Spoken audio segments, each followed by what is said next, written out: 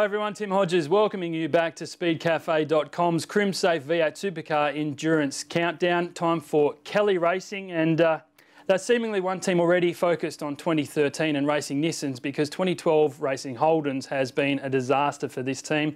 As I introduced Jack Perkins and John Bow again. JB, it's been spectacular how bad this team has been this year, unfortunately. Well, I think once again 4 cars is very difficult to manage and run in a competitive way, but they have deteriorated from last year quite dramatically. So I can only assume, without knowing all the inner workings of the team, that they've so concentrated on making their new car of the future Nissans that, you know, they've taken their eye off the ball. Their drivers are very good, so, you know, the chances of going to Bathurst and Sandown and getting a good result are in the hands of the gods, basically. Jack, you've worked with this team before. Do you think, and it's harsh to say, that maybe they've taken their eye off the ball this year to make sure they're good next year? It's hard to know. You know, I can't really put my finger on why the performance is not there. I mean, they've got, as JB said, they've got great drivers. Rick's probably top 5 or 6, but for whatever reason, the cars lack consistency, they lack speed, and they're just not competitive. They've been struggling to be in the top 15 the last 3 or 4 events, and it's hard to know why. You'd think that fast Cali Commodores will mean fast Cali Nissans, so I'm not quite sure. But one thing I know is a lot of drivers envy the motors under the bonnet down there at Cali Racing. They've got some serious horsepower, and you know, maybe they're hoping that it's going to be wet come Sandown and Bathurst to get some form back. It's a tough one. Such a brutal year. Here's Rick Kelly on the Kelly Racing's tough 2012. Thanks guys, I'm here with Rick Kelly. Now Rick, it's been a tough old season for you guys, obviously a lot of focus on what's going on next year. Can we expect a bit of a renewed push for Sandown and Bathurst?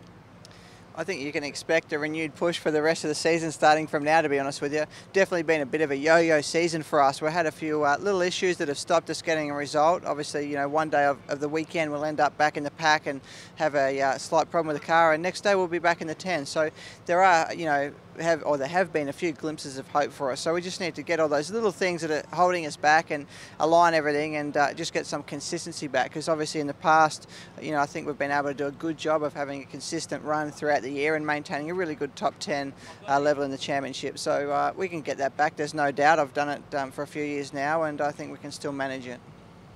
Rick Kelly there, the 2 Jack Daniels cars, guys, is their best chance if it rains? Well, I think so, especially at Sandown. Rick was blisteringly fast in the wet there last year. He's got a good co-driver in Dave Russell, who, you know, his key to his success will be at Bathurst having the development series as well in a very similar car, so that'll help enormously. But yeah, I mean, it's a tough one. This team was probably the last team to announce their co-drivers, so whether that means they got who they want or who they didn't want, you never know, but they were definitely the last team to announce who they had. So look, it's just a tough one. Hopefully they can find some form in the next few weeks. JB, I want to talk to you about Greg Murphy. He'll be back in the seat come the Sandown 500. Will his confidence have taken a hit having sat out such a large chunk of this season with his back injury? Well, there's no substitute for seat time. Doesn't matter what you're driving, but in a V8 supercar I think it's very important. Murph's, you know, an anomaly in my view. If he's confident and if he's going well, you know, he certainly at Bathurst is capable of anything. Certainly capable of winning the race because he's done it. But you know, if he struggles with the car and they struggle with the car, you know, he can be almost invisible. So I hope he comes back and he goes well, because I think he's good for the category, and I certainly don't subscribe to the view that when you turn 40 you're over it. But, you know, I think he's got a pretty hard road to hoe, yeah. Jack, you've had a lot to do with Murph with the New Zealand Super Tours. Do you think he'll be fit enough to actually go and attack a 500k race, but then most importantly Bathurst, where he's always traditionally brilliant? I hope so. I really do, because I think he's going to be the pick at the Cali cars. Last year driving the number 11 Pepsi car, he had it on the pole and finished 3rd on race day. So there was no doubting that he was the pick of the Cali bunch last year, and I really hope that he's physically fine, because like JB said, he'll turn it on at Bathurst if everything's right, and he's got a pretty good co-driver in Owen Kelly, so they'd be the ones to watch from this team for sure. All right, this will be interesting. Time for the Kelly Racing Speedcafe Crimsafe rating. Over to you, Dick Johnson. The next Speedcafe rating we have is Kelly Racing. Now that's a 5.5 out of 10. They're a pretty experienced team. They've had some reliability issues over the season, so 5.5's not a bad deal. But if they get their act together, they could be a threat. All right, thanks, Dick. 5.5 out of 10 for the Kellys. Is that right, Jack? Look, I think given that we rated DJR 5 out of 10, I think they're probably closer to a 5. They're very similar. But yeah, it's just a tough one. You really hope that the team can improve, and come Sunday, Bathurst, you'd like to think a top 5 result's realistic, but gee, it's going to be a stretch. Well, I think I'd rate them the same as DJR, which was 6. So I think the 7 car of Todd Kelly and Tim Blanchard's probably their best chance, because I think Tim Blanchard's very underrated, and Todd, I'm sure, is very Bathurst hungry. But we need to get through Sandown first. So, you know, Sandown being Sandown, it'll probably rain, and Rick Kelly's certainly brilliant in the wet. He's always been brilliant in the wet.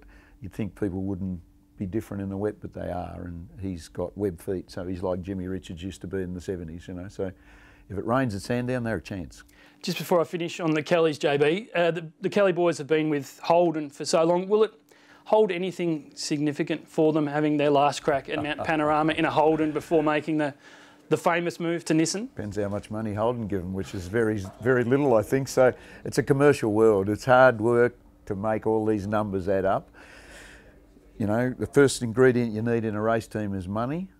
Then you can get the rest. And yeah, obviously Nissan have committed, and I think it's fantastic. I think if we can get another couple of manufacturers in, it'll make the category grow, and it'll be awesome. So I don't think there'll be any tears shed. They'll just close the door and then they'll open it again. Then it'll be Nissans. Beauty. All right, there's the Kelly Racing team done. Stay tuned tomorrow for more Crimsafe V8 Supercar Endurance Countdown right here on Speedcafe.com.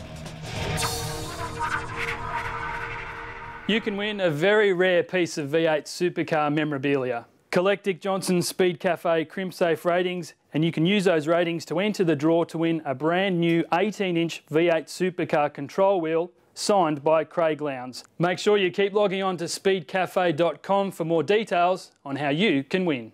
Watch me race, Grandpa. Protecting the things you love is really important. That's why when it comes to security screens, ask for the real Crimsafe. Look out for the rock. If it's not Crimsafe, it's not Crimsafe.